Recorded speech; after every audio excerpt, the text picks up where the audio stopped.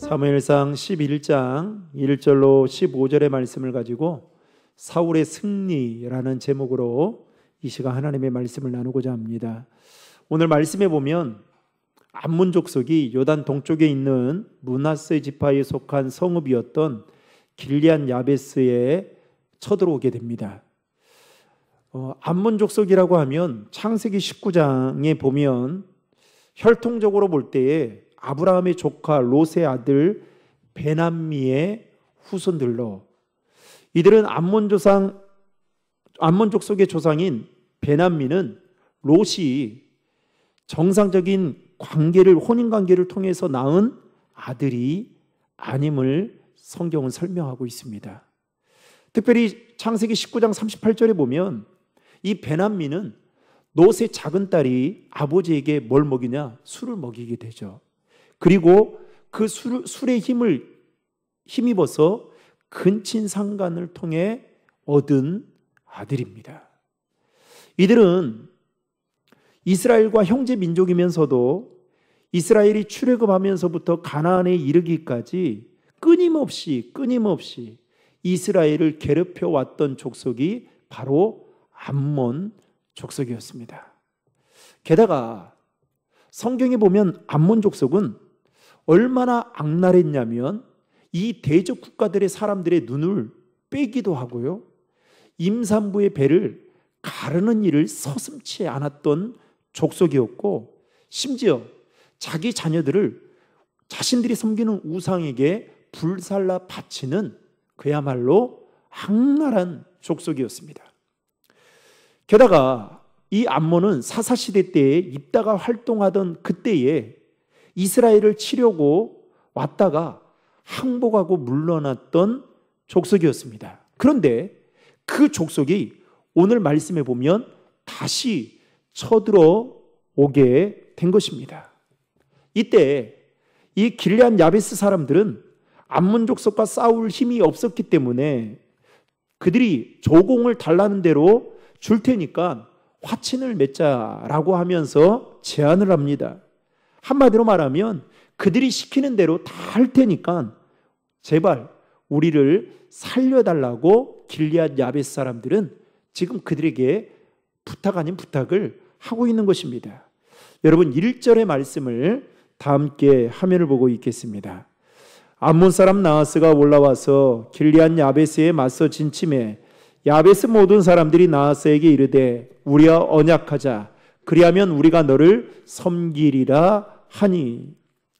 조약을 체결하면 암몬 왕 나하스를 섬기겠다라는 이 길리앗 야베스 사람들의 제안에 나하스는 어떻게 반응을 하느냐? 2절 말씀에 보면 내가 너희의 오른 눈을 다 빼어야 너희와 언약을 하리라. 눈을 못 빼서 안달인 족속 같아요. 참 말을 해도 여러분 너무 잔인하지 않습니까? 여러분 2절의 말씀을 다 함께 읽겠습니다. 암몬 사람 나하스가 그들에게 이르되 내가 너희 오른 눈을 다 빼야 너희와 언약하리라. 내가 온 이스라엘을 이같이 모욕하리라. 아마도 이 길리앗 야베스 사람들은 당장은 억울하고 분하겠지만 그래도 살 길은 암몬 사람들에게 굴복하는 길밖에 없다라고 생각하고 이들은 조약 체결을 제안을 했던 것입니다. 또한 자기들이 항복하고 조공을 그들에게 바치겠다라고 하면 암몬 왕 나하스도 기뻐할 것이다라고 생각을 하고 그들에게 이렇게 말했는데 오늘 그들의 반응은 무엇입니까?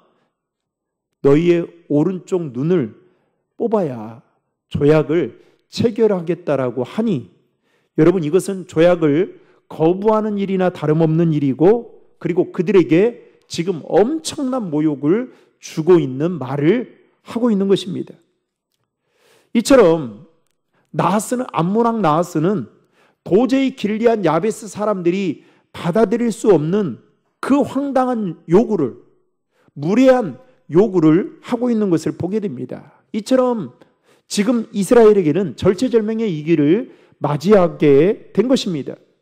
그러나 이 암몬 왕 나하스로부터 조약 체결 거부를 통보받은 이 길리앗의 야베스 장로들이 오늘 말씀해 보면 그들에게 가서 이스라엘에게 구원을 요청할 수 있도록 7일간의 이래 동안의 유예 기간을 달라라고 요청하고 있는 것을 보게 됩니다.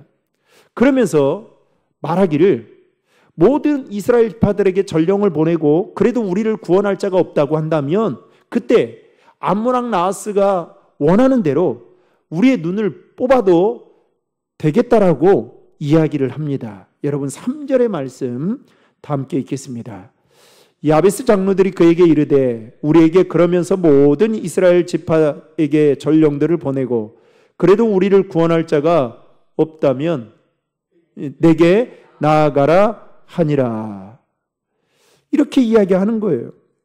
그런데 놀랍게도 여러분 이 나하스는 길리앗 야베스의 장로들의 그 요청을 수락하게 됩니다. 그러면 우리는 이렇게 생각해 볼 수 있겠죠. 암몬왕 나하스가 길리앗 야베스 장로들의 요청을 허락한 이유가 무엇 때문일까?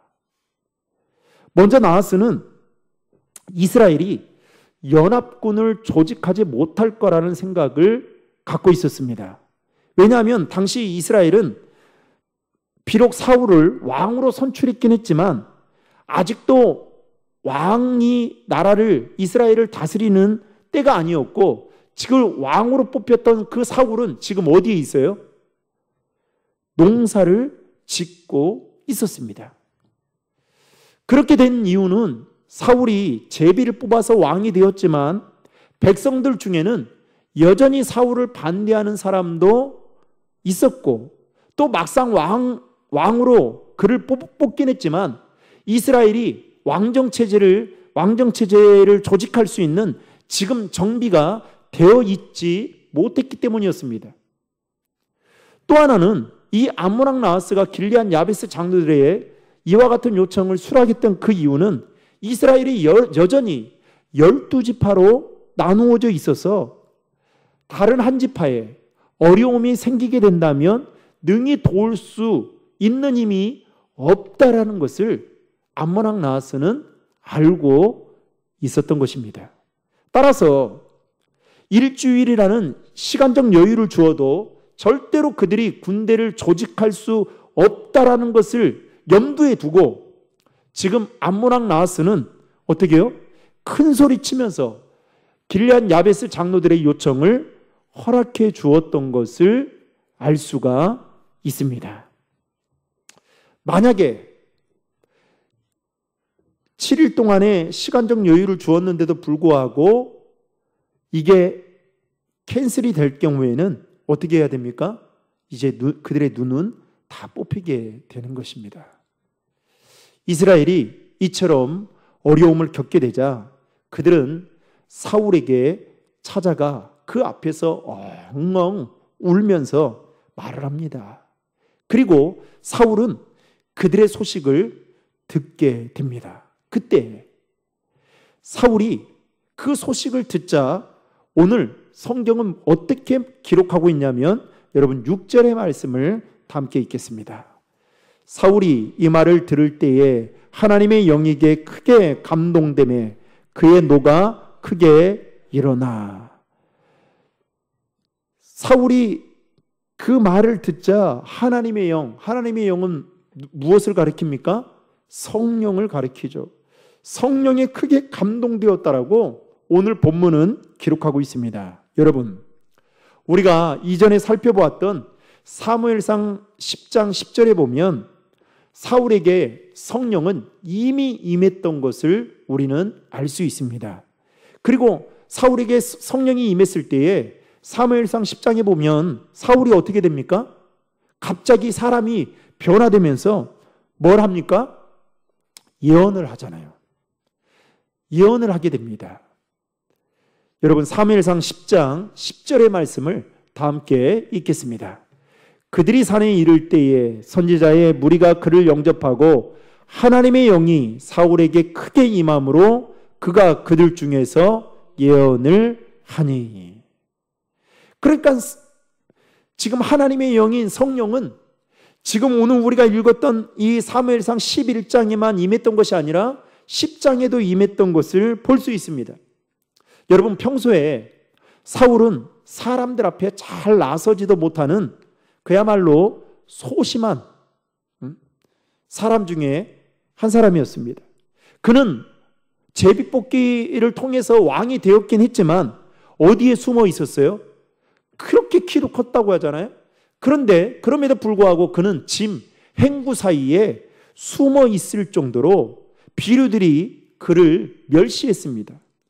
게다가 아무 소리도 못하고 집으로 가는 사람이었을 뿐만 아니라 평소에 내성적이면서도 소심한 성격의 소유자였습니다. 그런데 오늘 말씀에 보면 이 길리앗 야베스 사람들로부터 소식을 듣고 사울에게 성령이 임하게 되자, 하나님의 영인 성령이 임하게 되자 지금 어떤 일이 벌어집니까? 분노가 크게 치솟아 오르면서 그 자리에서 어떠한 일을 행하느냐?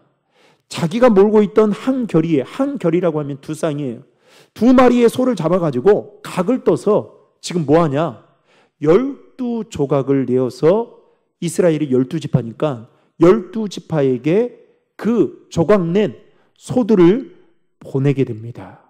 그리고 군사를 소집하는데 뭐라고 이야기하냐면 사울과 사무엘을 따르지 않는 자에게는 이와 같이 이 조각낸 소와 같이 될 것이다라고 하면서 이야기를 합니다. 그러자 여러분, 그 소의 조각을 본 이스라엘 백성들의 마음속에 사울에 대한 두려움이 임하게 됩니다.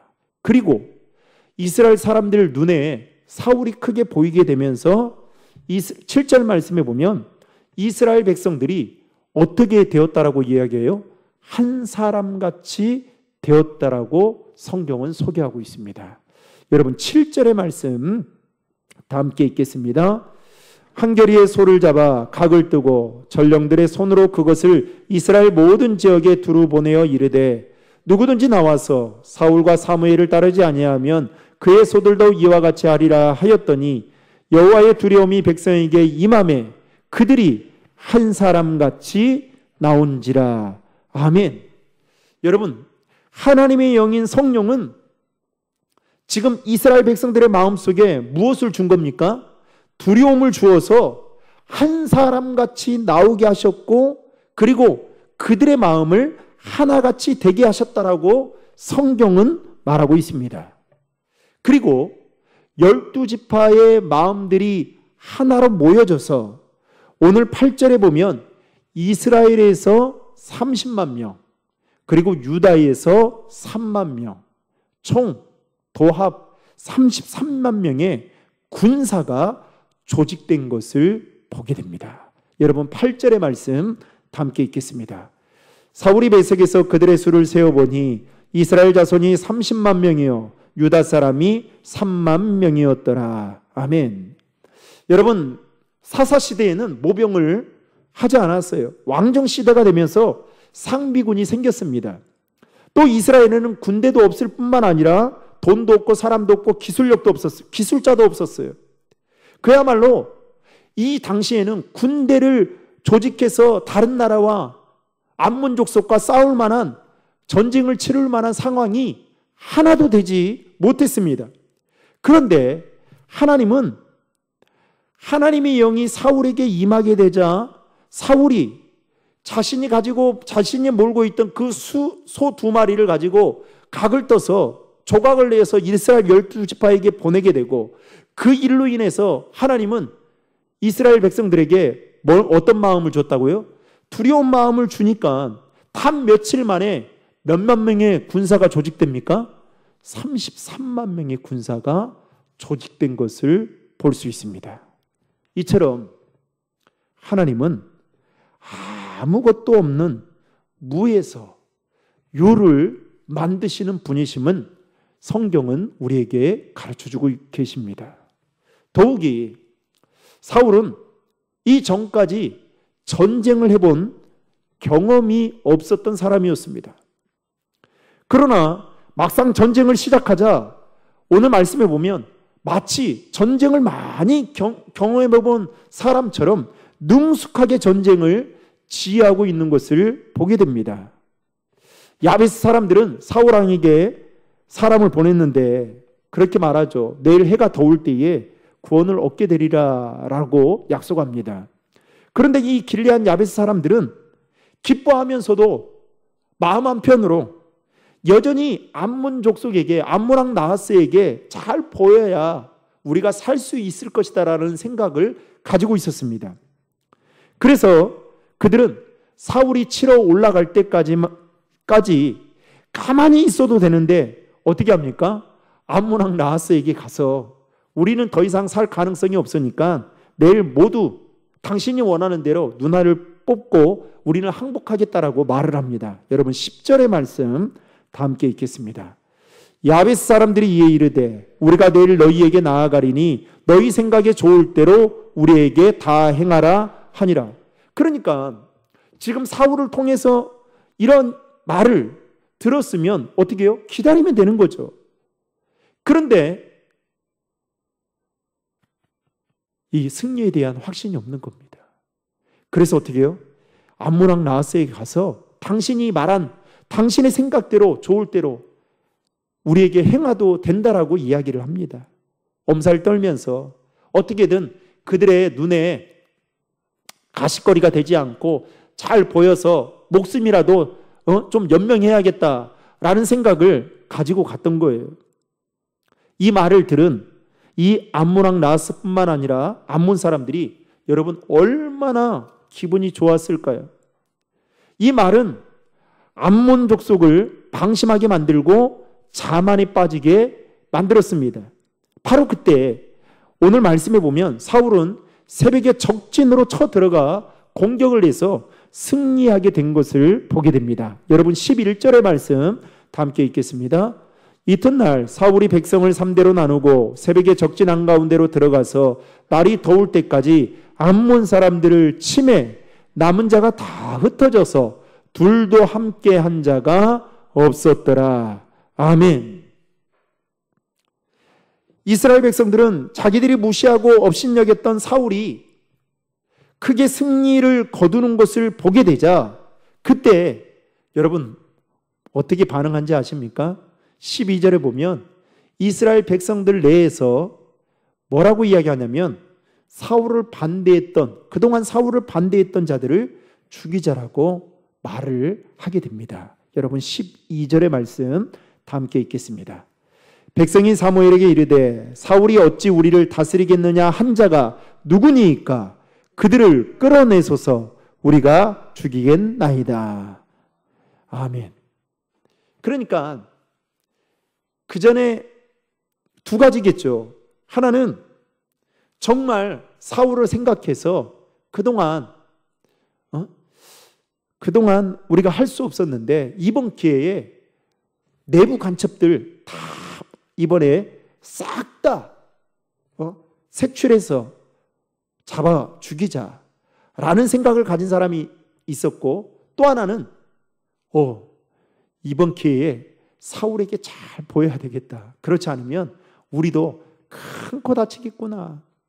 그래서 이렇게 지금 사울이 듣기에 기분 좋은 말을 지금 이스라엘 백성들이 승리를 거두고 난 후에 하고 있는 것을 보게 됩니다. 그런데 오늘 사울은 어떻게 합니까? 그것을 반대합니다. 이유인즉 오늘의 승리는 자신이 잘해서 승리한 것이 아니라 하나님께서 구원을 베풀어 주셔서 이스라엘이 승리했기 때문에 나는 사람을 죽이지도 않을 뿐만 아니라 죽여서도 안 된다라고 하면서 그 일을 막는 것을 보게 됩니다. 여러분 13절의 말씀 다 함께 읽겠습니다. 사울이 이르되 이날에는 사람을 죽이지 못하리니 여호와께서 오늘 이스라엘 중에 구원을 베푸셨음이니라. 아멘. 이스라엘 백성들은 이 암몬 족속과의 전쟁에서 승리한 것을 누구의 승리로 생각했던 겁니까? 사울의 힘으로 승리했다라고 생각했던 겁니다. 그리고 사울에게 그만한 힘이 있다라고 착각했던 것이죠. 그러나 13절의 말씀처럼 사울은 내가 이긴 것이 아니라 하나님께서 오늘 이스라엘에 구원을 베풀어 주셨기 때문에 승리할 수 있었던 것이다라고 말을 합니다. 그러면서 이스라엘 내에 자신을 반대했던 자들을 죽여야 된다라는 그것은 한마디로 하나님이 원하시고 기뻐하시는 뜻이 아니다라는 것을 사울은 이렇게 말하고 있는 것을 볼 수 있습니다. 이처럼 사울은 매우 겸손했던 사람이었던 것을 보게 됩니다. 그런데 앞으로 우리가 살펴보게 되겠지만 안타깝게도 이 사울의 겸손함은 그리 오래가지 못했습니다. 여러분, 하나님께서 사울에게 이러한 승리를 주신 것은 앞으로도 그가 믿음으로 나아가게 되면 어떠한 시련 속에서도 승리할 수 있다라는 하나의 약속이었습니다. 우리도 마찬가지죠. 여러분, 하나님은 우리 믿음의 성도들이, 하나님의 자녀인 저와 여러분들이 이 거대한 세상 속에서 폐잔병과 같은 삶을 살기를 원치 않으십니다. 이 골리앗과 같은 세상 속에서 다윗처럼 믿음으로 승리하며 살아가기를 원하시죠. 그런데 문제는 그 승리의 힘이 나에게 있느냐, 나에게 있는 것이 아니라 우리가 믿고 있는 하나님께 있다라는 겁니다. 그래서 우리는 어떻게 해요? 하나님 안에 거하며 살아가는 것이 승리자 되신 하나님의 도움을 받아 승리할 수 있다라는 것입니다.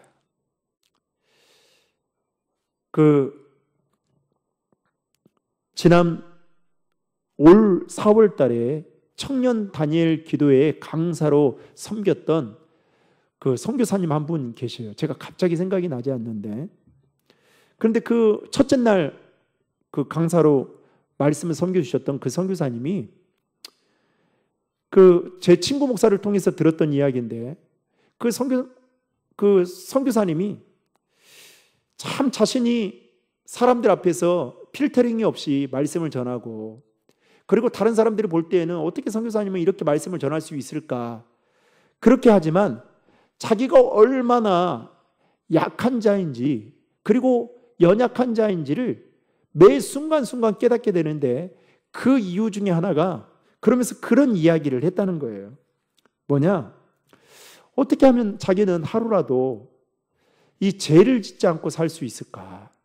그러면서 습관적으로 반복적으로 짓는 죄가 있었다고 해요. 이 선교사님이 청년 때. 그게 뭐였냐? 오늘날로 말하면 야한 동영상을 청년 때에 그렇게 많이 봤답니다. 그래서 은혜를 받고 나서 내가 이 야동을 보지 않아야겠다 생각하고 어느 날 화가 나가지고 컴퓨터를 때려 부쉈다는 거예요. 던져 부쉈다는 거예요. 그리고 내가 이것으로부터 승리하겠노라.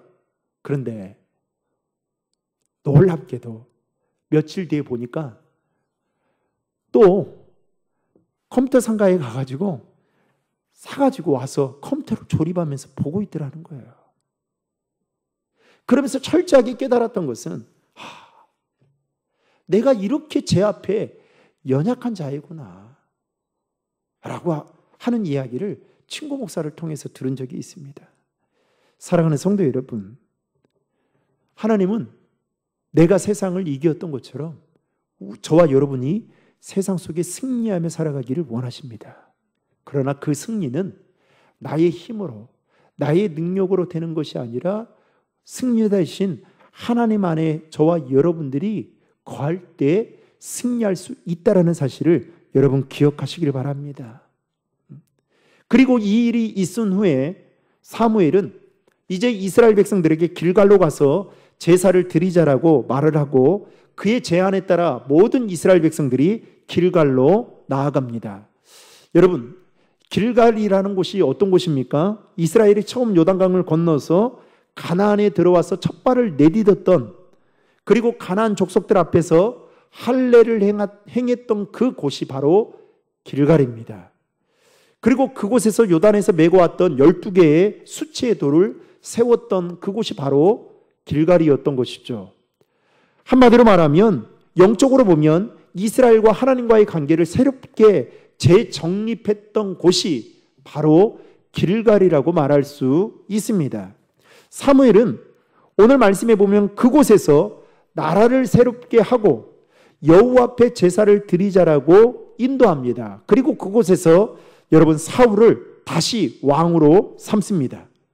이미 우리가 살펴보았듯이 사울은 라마에서 기름 부음을 받고 미스바에서 공식적으로 임명을 받았습니다.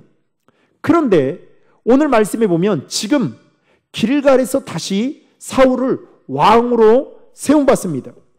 한마디로 말하면 공식적으로 즉위식을 드리고 나자 오늘 여러분 14절과 15절에 보면 이스라엘 모든 사람이 사울이 왕으로 세움받는 것에 대해서 크게 기뻐했다라고 오늘 본문은 말하고 있습니다. 여러분 14절과 15절의 말씀 다 함께 읽겠습니다.